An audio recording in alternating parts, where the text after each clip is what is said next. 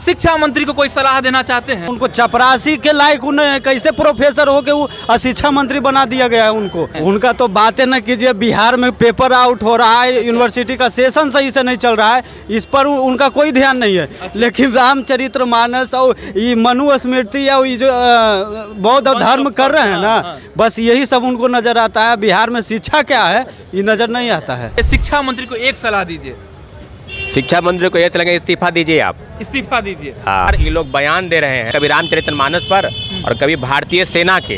अरे भारतीय सेना के दम पर आप बयान दीजिएगा जी। क्या चल रहा है बीएसएससी में? लीपापोती चल रहा है। 80% युवा अभी भी एकजुट इसलिए हैं कि उनको नौकरी चाहिए, उनके माँ बाप के सपने पूरे करने हैं। विश्वविद्यालय का सत्ता आला आप जाइए ना जी, मगध विश्वविद्यालय 6-6 साल बीत गया, सेशन लेट है और लगातार परीक्षाएं में धांधली हो रही है, सेटिंग गेटिंग का खेल चल रहा है। अरे प्रशासन आयोग हमको लगता है शिक्षा माफिया के गोद में जाके बैठी है और आप बयान दे रहे हैं रामचरितमानस पर। कि हाल ही में बीएसएससी एग्जाम हुआ था और बीएसएससी एग्जाम का पेपर लीक हो गया था। शिक्षा मंत्री को इतनी फुर्सत नहीं थी कि उस पर जिक्र करे और उस पर बातचीत करे, लेकिन शिक्षा मंत्री बातचीत करते हैं तो रामचरितमानस पर, और ऐसा अभद्र टिप्पणी कर दी है कि देश में अपना नाम कमा लिए हैं। इस प्रकार से बीपीएससी का लीपापोती हुआ ना, जब 20 लोग गिरफ्तारी हुई, परंतु मुख्य सरगना कोई पिंटू यादव, कोई रंजीत, निश्चित रूप से आईएएस रंजीत को पकड़ने की क्षमता या जिस प्रकार से वो राजनीतिक दबाव रहे, चाहे जिस प्रकार के रहे, नहीं पकड़ पाए।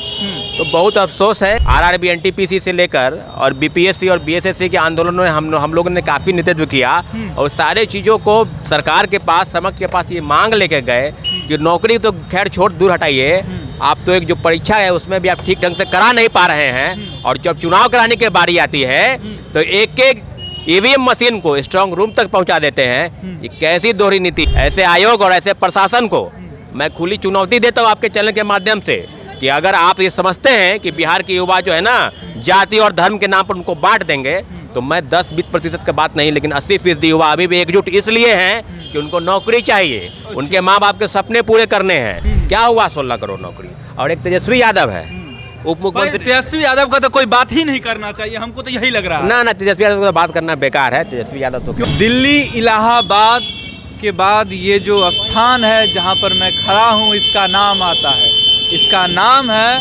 बिकना पहाड़ी मुसल्लमपुर हाट या नया टोला, क्योंकि यहाँ पर दिल्ली के राजेंद्र नगर, इलाहाबाद का वो क्षेत्र, और उसके बाद यहाँ पर लाखों की संख्या में छात्र रहते हैं और छात्र पढ़ते हैं, क्योंकि यहाँ पर बड़े बड़े इंस्टीट्यूट हैं, एक तरफ खान सर तो दूसरी तरफ रहमान सर। मैं इस जगह का इतिहास अगर बताऊँ तो आप थक जाएंगे, क्योंकि बड़े बड़े सूरमा भी यहाँ से निकले हैं। लेकिन आज मैं आपको इसलिए बता रहा हूँ कि ये जगह भी आज वैसा ही खास है जैसा उस समय में खास हुआ करता था। लेकिन हमारे पीछे में आप देख सकते हैं एक चाय वाला ठपरी है। चाय वाला ठपरी जो है, यहाँ पर देखिए बहुत सारा गोल्ड मेडल है।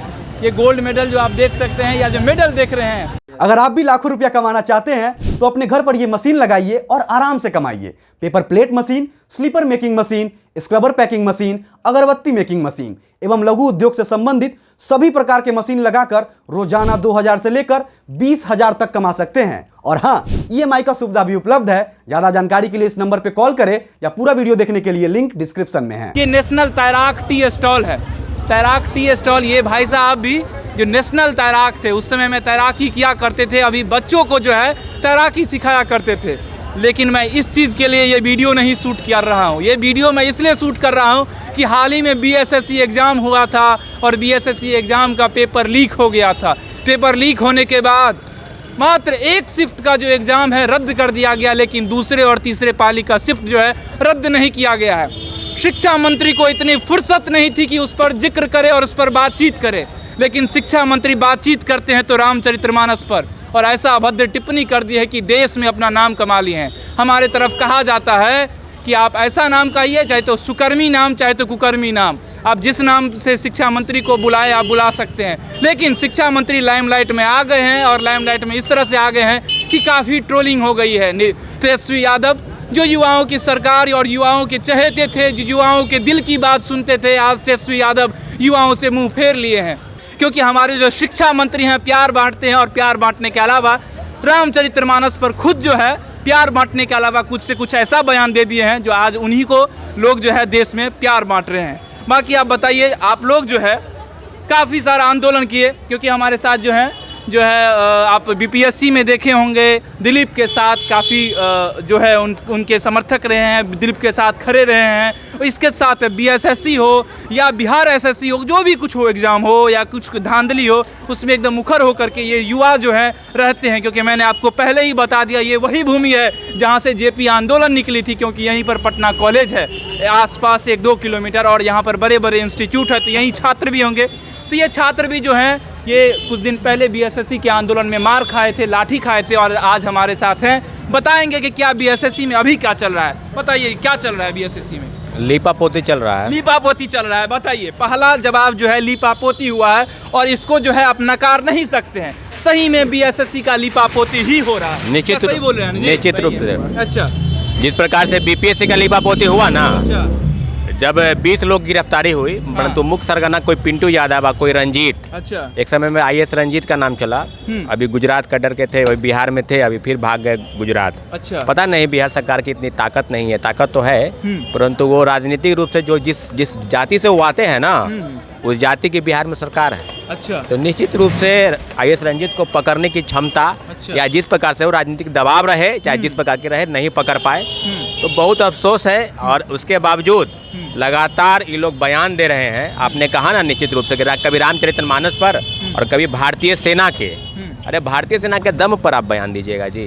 व्यवस्था इतनी खराब है, शिक्षा की चरमराई हुई है, और हम लोग लगातार आरआरबी एनटीपीसी से लेकर और बीपीएससी और बीएसएससी के आंदोलनों में हम लोगों ने काफ़ी नेतृत्व किया, और सारे चीज़ों को सरकार के पास, समक्ष के पास ये मांग लेके गए कि नौकरी तो खैर छोड़ दूर हटाइए, आप तो एक जो परीक्षा है उसमें भी आप ठीक ढंग से करा नहीं पा रहे हैं, और जब चुनाव कराने की बारी आती है तो एक एक ईवीएम मशीन को स्ट्रांग रूम तक पहुंचा देते हैं। ये कैसी दोहरी नीति, युवाओं के दम पर सरकार बनाने की बात करते हैं, और युवाओं की नौकरी के नाम पर आप लाठी से पीटते, डंडे से पीटते हैं और फर्जी एफआईआर करते हैं। ऐसे आयोग और ऐसे प्रशासन को मैं खुली चुनौती देता हूँ आपके चैनल के माध्यम से, कि अगर आप ये समझते हैं कि बिहार के युवा जो है ना जाति और धर्म के नाम पर उनको बांट देंगे, तो मैं 10-20% का बात नहीं, लेकिन 80% युवा अभी भी एकजुट इसलिए हैं कि उनको नौकरी चाहिए, उनके माँ बाप के सपने पूरे करने हैं। निश्चित रूप से ये बहुत दुख की बात है कि जिस प्रकार के राजनीतिक बयानबाजी हो रही है बिहार में, ये निश्चित रूप से बहुत निराशाजनक। अफसोस है मुझे